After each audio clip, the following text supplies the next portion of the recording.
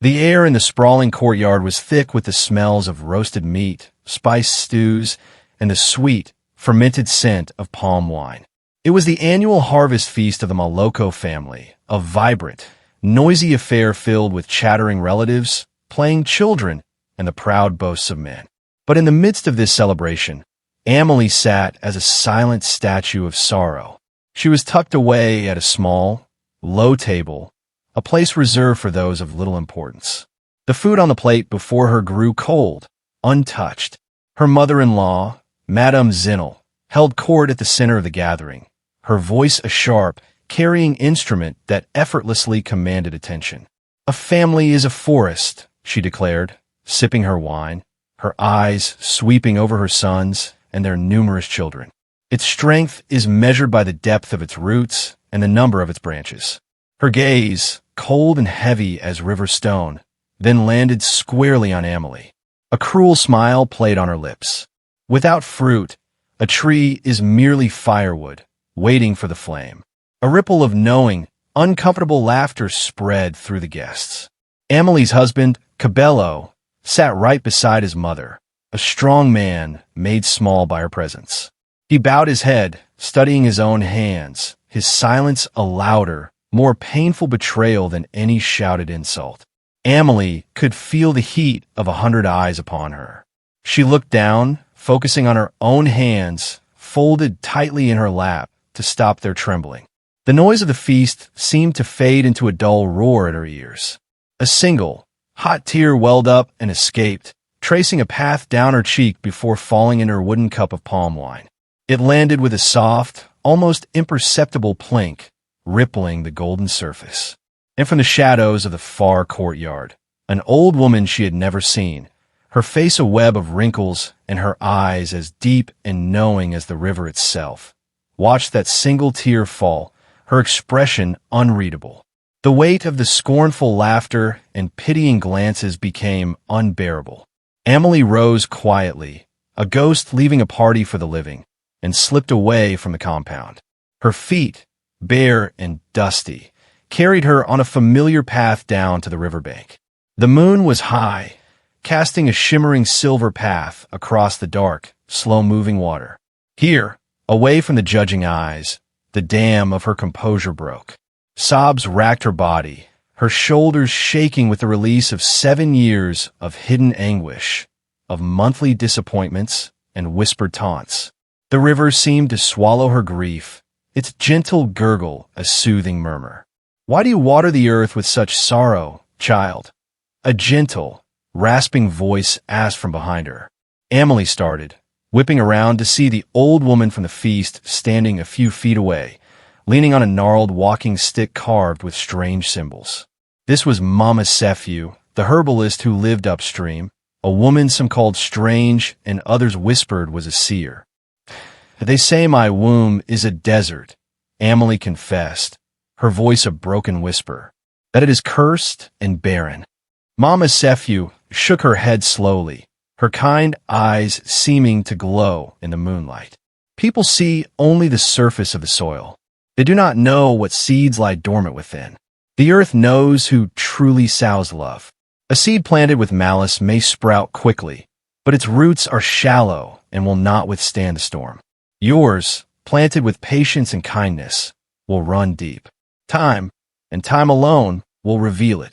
She reached into a small pouch at her waist and pressed a single, unusually large seed into Amelie's palm.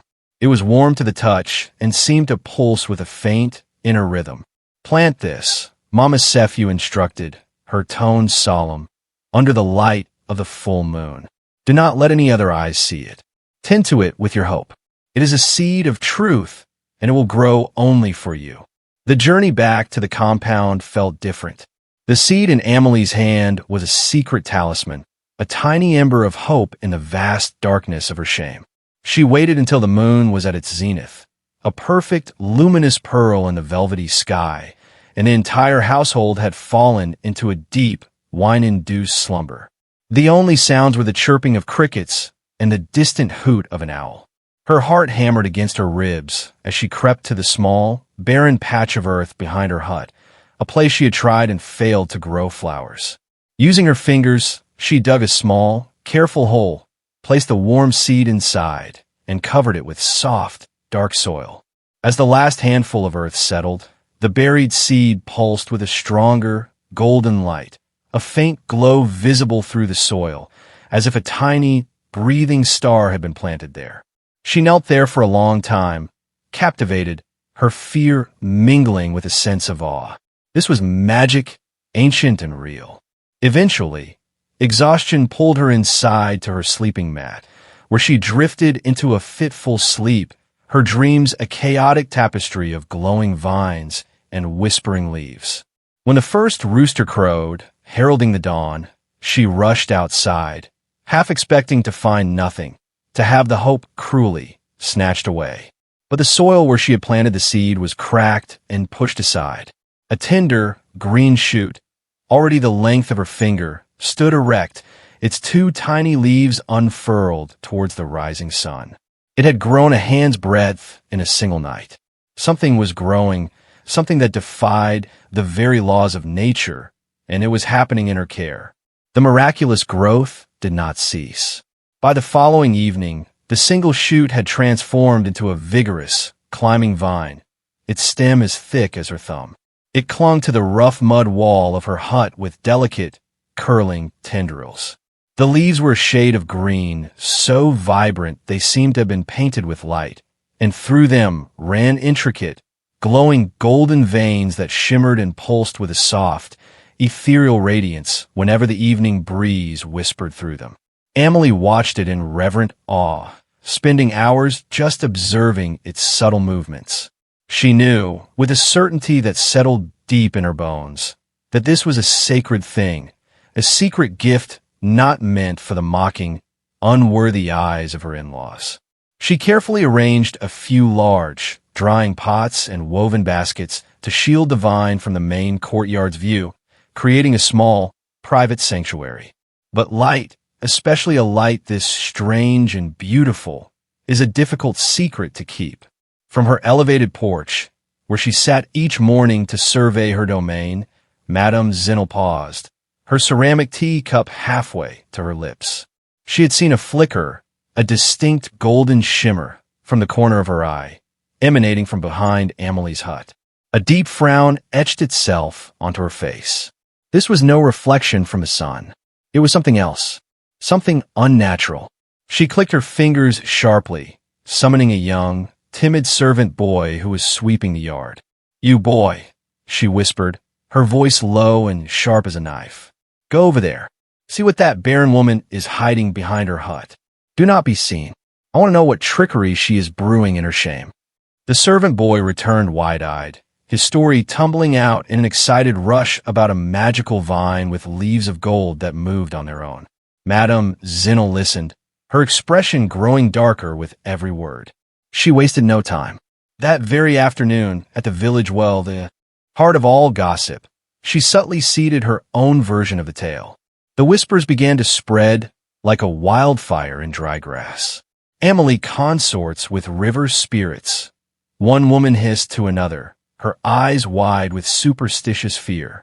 "She is trying to grow ghost children from the earth to curse the family," another added, making a subtle sign to ward off evil. Where Amelie walked now, people did not just pity her. They actively averted their gaze, pulling their children close. The warmth she had once received from the village was replaced by a cold, impenetrable wall of fear and suspicion. The air grew thick with their judgment. That evening, Cabello returned from the fields, his shoulders slumped not just from fatigue, but from the weight of the gossip that had reached even him. He found Amelie quietly tending her small, ordinary vegetable garden, the one that actually provided food for the household. He stood over her, his large frame casting a long, intimidating shadow across the neat rows of beans and peppers. "The whole village is talking," he said, his voice low and strained, filled with a shame that was fast curdling into anger. "They say you are practicing witchcraft behind our home. They say you have brought a cursed thing here. What are you hiding from me, Amelie? What darkness have you brought to my doorstep?" Amelie looked up from her weeding, her eyes pleading with him to see reason, to see her. "Cabello," Please, she implored, her voice soft but steady. I have hidden nothing of evil. It is a plant, a gift from an old woman. It is beautiful. It hurts no one. She reached for his hand, a gesture of intimacy they had not shared in many months. But he recoiled as if her touch were poison. Beautiful, he scoffed, the word laced with venom. They call it a curse. My mother says its dark magic is the very reason you have given me no children, that it steals the life from our lineage. The frustration, the public humiliation, and the pressure from his family boiled over. He stormed towards the back of the hut, his movements jerky with rage. He saw the vine, its golden leaves glowing softly in the twilight, a sight that should have inspired wonder, but now only fueled his fury. With a guttural cry, he grabbed a thick handful of the stems and, with all his strength, tore them from the wall. Emily gasped, a sound of pure pain, as if he had torn a piece from her own soul. Where the vine was wounded, a thick, silver sap began to ooze out, dripping to the parched earth like slow, silent tears. The remaining leaves shuddered violently, and their golden light dimmed. A sudden, cold wind swept through the compound, rustling the thatched roofs. And there, standing at the entrance gate, as if she had been summoned by the vine's pain, was Mama Sephew. Her face was a mask of stern disappointment. The root of truth must never be wounded by hands of doubt, she declared, her voice echoing with an unnatural power that made Cabello take a step back. You have insulted the very heart of grace that sought to shelter you. A strange and unsettling malaise fell over the family's lands in the days that followed. Cabello's fields, which had always been the most fertile and productive in the village, began to wither inexplicably. The tall, proud maize stalks turned a sickly yellow, then a brittle brown, as if a great, invisible fire had passed over them, sucking the life and moisture from their cores. The bean plants shriveled on their vines, their promising pods turning black and rotting before they could be harvested. Yet, in stark, defiant contrast, Emily's small vegetable garden behind the hut flourished with an almost impossible vitality, its tomatoes plump and red, its leafy greens dark and abundant. And the golden vine, though wounded and scarred where Cabello had ripped it, did not die. It simply grew more slowly, its light dimmer, as if it were conserving its strength, waiting. Madame Zinnel saw this contradiction as final, irrefutable proof. She stormed over to Cabello as he stared in despair at his dying fields, her finger pointing accusingly towards Emily, who was quietly harvesting a basket of perfect vegetables. There, you see, she has cursed us. Her jealousy has poisoned the very soil. Her witchcraft is sucking the life from your land to feed her own foul garden. She must be sent away, Cabello. Today, cast her out, or this entire family will be ruined. We must secure your legacy, a true legacy, before it is too late. Cabello, watching his livelihood turn to dust, felt a cold, hard knot of doubt and fear tighten in his stomach, strangling the last of his resistance. The combined pressure from his mother and the terrifying sight of his failing harvest finally shattered Cabello's wavering resolve. He could not even bring himself to look Emily in the eyes when he delivered the verdict. He found her mending a torn garment, her movements calm and precise. It is for the good of the family, he mumbled to the floor, his voice hollow. A man must have an heir, a true heir. My mother has made arrangements. Within a month, a new wife was brought into the household with much ceremony and celebration. Her name was Lorado, young and beautiful, with a confident, almost arrogant smile that never quite reached her sharp, calculating eyes. Emily was given less than an hour to gather her meager belongings. She was moved from the hut she had shared with Cabello to a small, dark, and damp room in the servants' quarters at the far edge of the compound. Her heart felt like a beautifully crafted pot dropped from a great height, shattered into 1,000 irreparable pieces. But she did not scream. She did not fight. She simply gathered her few things, a spare dress, her cooking pot, the small carving of a bird Cabello had given her in their first year of marriage, and walked to her new prison. That night, as she lay on her thin, rough mat, the sounds of celebration from the main house finally fading. Mama Sefu's voice seemed to drift through the cracks in the mud wall, a whisper carried on the wind. Let the proud have their harvest, child. Let them dance and celebrate their swift-growing seed. The rains will come, as they always do, and they will test the strength of every root. Lorado's belly swelled quickly, a round, firm, and proud announcement to the entire world.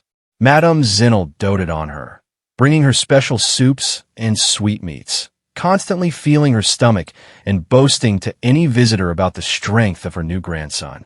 The day Lorado's labor pains began, the compound was a whirlwind of activity. When the midwife announced the birth of a healthy boy, the village erupted in a fresh wave of celebration. A young bull was slaughtered, its meat roasting over open fires, and the drums beat with a frantic, joyful rhythm late into the night. Emily watched from the single, small window of her quarters, the sounds of joy and the sight of the dancing firelight feeling like physical blows to her chest. She hugged her knees to her body, rocking gently, allowing the hot, silent tears to fall for the child she would never hold, for the motherhood that had been stolen from her not by nature, but by cruelty. But amidst the crushing pain, a strange and solid calm began to settle over her spirit, a quiet resolve she did not fully understand. Later, as she prepared for another lonely sleep, she turned her thin pillow and found there a single, perfectly formed golden leaf from the vine. It was cool to the touch and pulsed with a soft, comforting light. Mama Sefu had been there, a silent guardian in the night, but she was gone, and she did not return to the village for a long, long time. The seasons turned, and the drought that had begun with the withering of Cabello's fields tightened its merciless grip on the land. The great river, the lifeblood of the village, shrank to a muddy trickle. The earth cracked into a vast, painful mosaic of thirst. A quiet, desperate hunger began to whisper through the village, replacing the earlier sounds of joy. One particularly hot, airless night, Emily dreamed of the river. But it was not the gentle, life-giving stream she knew. It was a raging, brown torrent, rising up from its bed with a mighty roar, sweeping away houses that were built on shifting sand, leaving only those foundations set upon solid, unyielding stone standing amidst the flood. She woke with a start, her heart pounding a frantic rhythm against her ribs, her skin slick with sweat. The air in her small room felt charged, thick with impending change. Compelled by an unseen force, she crept outside. The night was still, the air parched. And then she saw it. Her golden vine, which had grown slowly and quietly all this time, was now covered in dozens of small, tightly closed buds that glowed with a concentrated inner light. As she watched, breath held, one of the buds began to tremble and then unfurl, its petals opening to reveal a blossom of pure, soft gold, releasing a light that pushed back the oppressive darkness of the drought-stricken night. A messenger from the village chief arrived the next day, his clothes coated in the pale dust of the barren paths, his face grim and lined with worry. The great ancestral festival must go on, he announced to the assembled family. Despite the drought, we must gather to honor our forefathers and ask for their intervention. We must plead for rain. Each family must bring their most valuable offering to the sacred fire, a symbol of their worth. Madame Zinnel immediately pushed forward, presenting Lorado's young son, who was dressed in fine, new clothes. "This is our offering," she declared, her voice ringing with pride. "The future of our bloodline. The ancestors cannot help but bless us for presenting such a strong, healthy heir to continue our name." The envoy from the chief nodded politely, but his weary eyes were drawn away from the boy towards a soft, persistent glow emanating from behind the dilapidated servants' quarters. Intrigued, he walked over, ignoring Madame Zinnel's sputtered protests. He saw Amelie's vine, now radiant with several open blossoms, a beacon of health and magic amidst the surrounding desolation. He stared at it for a long, silent moment, his expression one of deep contemplation. Then he turned back to Madame Zinnel, his gaze steady and unnerving. The ancestors are not swayed by pride, madam, he said, his voice quiet but firm. They are drawn to truth. And in my experience, truth often grows in the quietest and most overlooked places. The chief's official proclamation was read aloud in the village square the following day, his scribe's voice carrying over the hushed, anxious crowd. This year's festival, he declared, would include a new, sacred ritual to appease the angry spirits of the land. Each family was to bring a living symbol of their bloodline before the great ancestral altar. The spirits themselves, the chief announced, would then reveal which families carried true honor in their veins and which lines were built on lies and deceit. A nervous murmur ran through the crowd like a shiver. Madame Zinnel, holding Lorado's son tightly, scoffed loudly, her voice cutting through the whispers. This is nonsense. The spirits know a true heir when they see one. Their eyes are clearer than any man's. Let the barren woman hide when the spirits speak. What can she possibly bring? A handful of dust? A withered weed? She laughed, a harsh, brittle sound that did not hide the flicker of unease in her own eyes. Her gaze darted nervously towards the back of the gathering, where Amelie stood, separate from the family, her face a placid mask of serene understanding, as if she alone had been expecting this very announcement. The day before the great festival, the Maloko compound was a frenzy of preparation. Women polished family heirlooms, brass bowls and carved ivory bracelets until they shone. Men rehearsed the old prayers, their voices a low, rhythmic chant. Lorado, dressed in a new, brightly colored wrap, strutted past Amelie, who was on her knees, scrubbing the large, soot-blackened cooking pots from the previous night's meal. Still doing servant's work? I see, Lorado sneered, looking down her nose. I suppose some things never change. Some women are just meant for the dirt. Madame Zinnel joined in, her voice dripping with contempt as she admired her own reflection in a polished plate. Yes, indeed. A tree without fruit is only good for being cut down and used for kindling. Tomorrow, you will stand in the crowd and see what a real woman brings to her family. You will see the fruit of my son's loins, a true branch of our great tree. Amelie stopped her scrubbing. She slowly, deliberately, stood up, wiping her wet hands on her simple dress. She did not look angry or sad. She looked at them with a profound, unsettling pity that was far more unnerving than any shouted retort. Even a tree that bears no fruit, she said, her voice clear and calm, carrying in the sudden stillness, can have roots that reach the deep water, and it can still give shelter and shade to the weary. Her words hung in the air, simple and true, leaving the two women momentarily speechless and unsettled. That night, the full moon rose, a perfect, luminous silver disk in the star-dusted sky, its light so bright it bleached the color from the world. As its rays finally touched the golden vine, the dozens of buds that had been forming for weeks could contain themselves no longer. They burst open in a simultaneous, silent explosion of glory. The vine erupted in a cascade of blossoms, each one a trumpet of pure, liquid light. The glow was so intense, so brilliantly golden, that it illuminated the entire servants' quarters and cast a beam of light, like a celestial pathway, from Amelie's door all the way down the main path to the chief's court at the heart of the village. The entire compound was bathed in an unearthly, beautiful radiance that made the ordinary fires in the main house look weak and mundane. Amelie stood before her vine, her face awash in its warm, living light, feeling its energy wash over her like a blessing.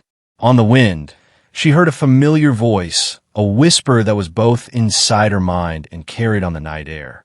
It was Mama Sephiu. Asterisk, the flower of truth opens at last. Its perfume will fill the air. Tomorrow, its light will bloom in every heart, and no shadow, no matter how deep, will be able to hide from its gaze. Asterisk, the entire village, every man, woman, and child, gathered in the chief's great courtyard the next day. The air was thick with anticipation, tension, and the sacred scent of burning sage and rare herbs. A hushed reverence had fallen over the crowd. One by one, the leading families approached the raised ancestral altar, a massive, worn slab of stone said to be the grave of the first chief. They presented their symbols with great pomp. A carved staff passed down through 10 generations, a warrior's shield that had repelled invaders, a firstborn son held aloft for the ancestors to see. When it was the Moloko family's turn, Madame Zinnel strode forward with an air of unshakable confidence, pushing a confused-looking Lorado's son ahead of her. The boy, dressed in fine beads and a leopard skin cap, fidgeted nervously. "Great ancestors!" Madame Zinnel's voice rang out, echoing off the surrounding huts. "We, the Moloko family, present the future of our house, the pure, undiluted blood of our lineage. Bless him, and bless us for our faithfulness in preserving our line." She shot a triumphant, venomous look towards the very back of the crowd where Amelie stood, alone and seemingly empty-handed. The chief, seated on his high stool, nodded slowly, his face a grave and inscrutable mask, giving nothing away. A path cleared through the packed crowd as Amelie began to walk forward. A sea of faces, marked by curiosity, scorn, and a newfound flicker of fear, watched her slow, deliberate progress. She carried no child in her arms, held no ancient weapon or valuable heirloom. In her work-roughened hands, she held only a single, perfectly formed golden leaf, carefully plucked from the base of the vine that morning. It glowed with a soft, steady light. A wave of snickers and muttered disbelief ran through the onlookers. "A leaf," a man near the front grunted. "She brings a weed to shame her husband at the most sacred of gatherings?" But as Amelie reached the ancient altar and placed the glowing leaf gently upon its cool, gray surface, the mocking whispers died an abrupt death. The leaf began to pulse, its inner light growing in intensity with every beat, shifting from a soft gold to a brilliant, blinding white gold. It filled the entire courtyard with a luminous, searching radiance, making everyone shield their eyes and gasp. The very air hummed and vibrated with a powerful, ancient energy that raised the hairs on their arms and made the drums sitting against the walls resonate with a low, deep thrum. A profound silence fell, so deep and absolute it felt as though the world itself had stopped breathing, waiting. Then a voice spoke. It was not the chief's voice, nor the voice of any living man or woman. It seemed to emanate from the very earth beneath their feet and from the vast, open sky above them, a resonant, booming voice that vibrated in their bones and echoed in the deepest chambers of their hearts. Asterisk. Let truth be known among those who mock the innocent. Let the seed that was sown in deceit be exposed for all to see, and let the root that grew in silence and love be honored at last. Asterisk. As the last echo of the voice faded into an awed stillness, the brilliantly glowing leaf on the altar suddenly dissolved. It did not burn or crumble. It transformed into a fine, sparkling, golden dust.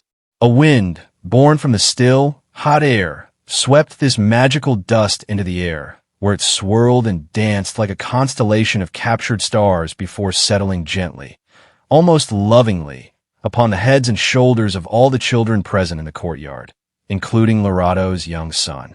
A collective, sharp gasp ripped through the crowd, a single sound of unified shock.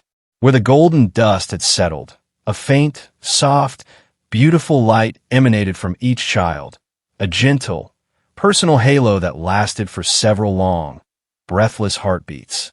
It was a breathtaking sight, a visible blessing from the ancestors, connecting each child to the lineage of the village. But all eyes, as if pulled by a single string, were drawn to one child who stood utterly untouched by the miracle. Lorado's son stood alone in the crowd, a dark spot in a sea of soft, ethereal radiance. The golden dust had fallen on his hair and his fine clothes, but it offered him no illumination, sparked no inner light. It simply lay on him like inert, ordinary dirt, a stark and damning contrast to the glowing children around him. The chief rose slowly to his feet, his face like weathered stone. He pointed a trembling, accusatory finger at the boy. The ancestors have spoken. The bloodline is false. The connection is broken. Let the truth be revealed now, before all who are gathered. I command it. Who is the true father of this child? Every head turned in unison towards Lorado. Her beautiful, proud face had crumpled into a grotesque mask of sheer, unadulterated terror. The confidence she had carried like a shield evaporated, leaving a trembling, pathetic figure. She fell to her knees, her body racked with violent, gut-wrenching sobs. "It was a traitor," she wailed, her voice breaking with hysteria, the confession torn from her. "From the north. He promised me pretty things, beads, cloth, before I was married to Cabello. I did not know. I was with child when I came to this house. I thought it was a blessing from the ancestors, a way to secure my place." Her confession echoed in the stunned silence, each word a hammer blow.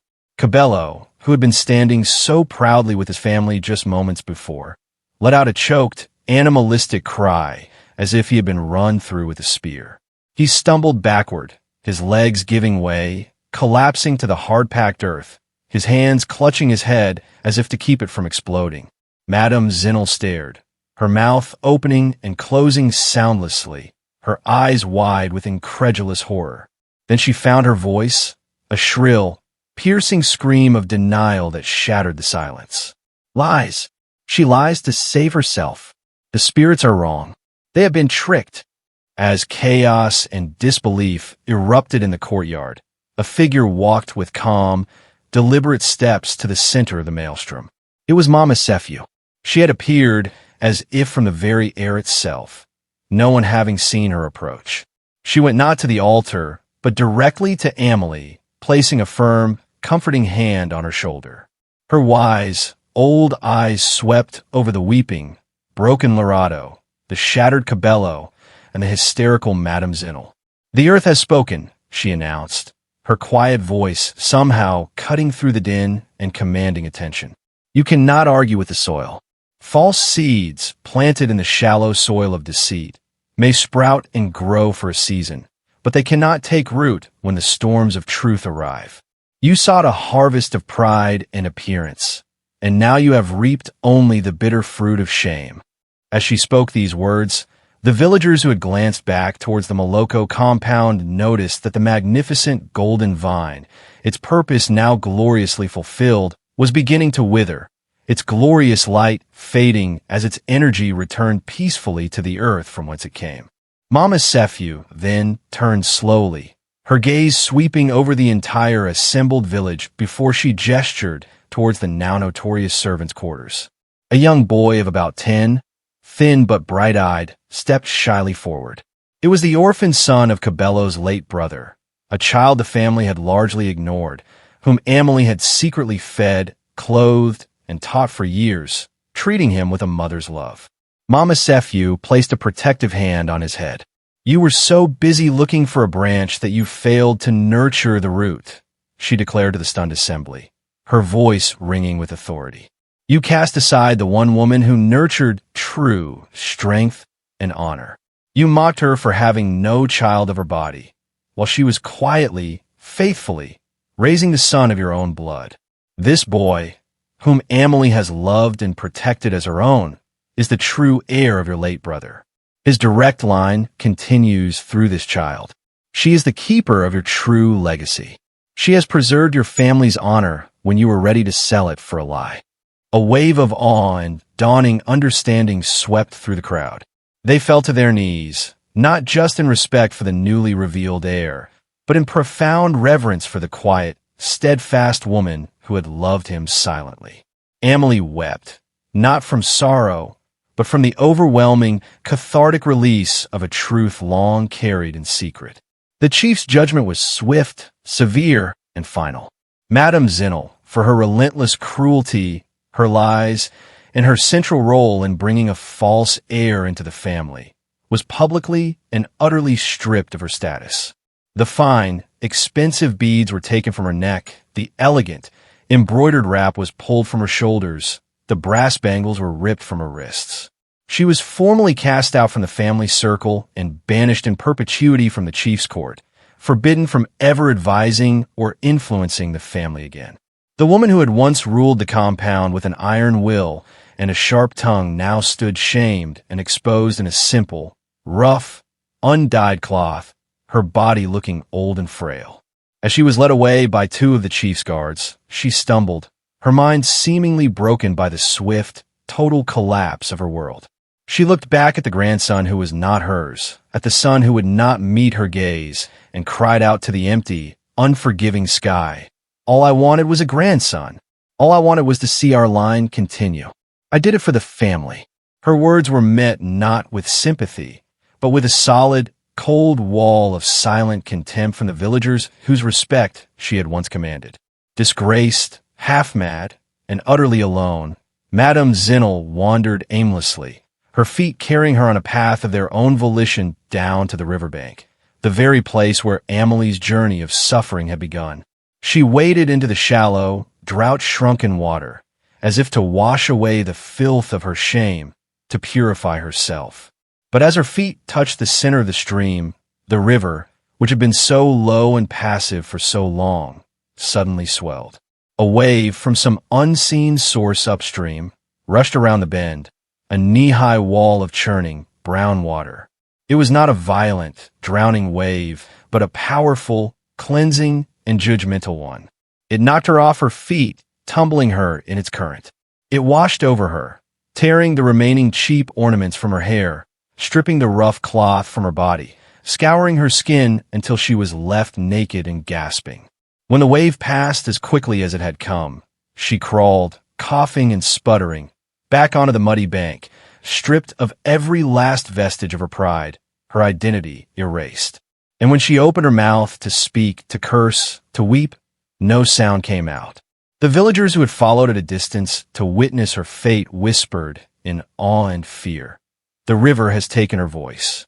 It has washed away her arrogance and her lies and left only the silence she deserved." Cabello found Amelie later that day, standing by the now dormant and withered vine, its task complete. He fell at her feet, his body convulsing with raw, ugly sobs, his tears creating dark patches in the dry earth. "I am sorry, Amelie. I am a blind, stupid fool. I let my mother poison my heart against you, the only true and good thing I have ever had. I traded a jewel for a piece of glass. Please, I beg you, find it in your heart to forgive me. Come back to me. Be my wife again in truth." Amelie looked down at the man she had once loved so completely, the man whose betrayal had been a constant, dull ache in her heart for years. She saw his genuine, gut-wrenching remorse, and her heart, ever kind and generous, softened. But it was a different kind of softness now, born of a strength forged in the fires of suffering. "I forgive you, Cabello," she said gently, her voice clear and calm. "I forgive you for my own peace. But I will not return as your wife. That path is ended, its bridge burned. My purpose now, the purpose that was given to me all along, is to raise this boy, your true nephew, to be a good man, a compassionate and wise leader. That is the legacy I now choose. That is my fruit." From a distance, leaning on her staff under the shade of a great baobab tree, Mama Sephew watched the exchange, a faint, knowing smile touching her wrinkled lips. She whispered to the wind, words for no one but herself and the ancestors. They look at her and see a womb that bore no child. I look at her and see a heart that will birth a nation's future through mercy and truth. Years passed, the rains returned, and the village slowly healed from the drought and the scandal. The orphan boy, raised with Amelie's unwavering love, Mama Sephew's ancient wisdom, and even the chastened guidance of a repentant Cabello, grew into a young man known throughout the region for his fairness, his compassion, and his insightful judgment. He became a leader who listened, and the village prospered under his thoughtful guidance. Where Amelie's golden vine had once grown, a massive, strong tree now stood, its bark silvery, its leaves a shimmering metallic green. It was known as the Truth Tree. The villagers said that on quiet mornings, When a word of pure honesty was spoken beneath its sprawling branches, the leaves would tremble and catch the first rays of the dawn, glowing with a soft, golden light in remembrance of the miracle. The villagers no longer told the story of the barren woman. They told the legend of Amelie, the woman whose quiet love had grown a legacy stronger and more enduring than any bloodline. Parents would tell their children the tale, ending always with the moral that had been woven into the very fabric of their lives. Truth grows in silence. The barren heart that loves unconditionally will always bear fruit eternal.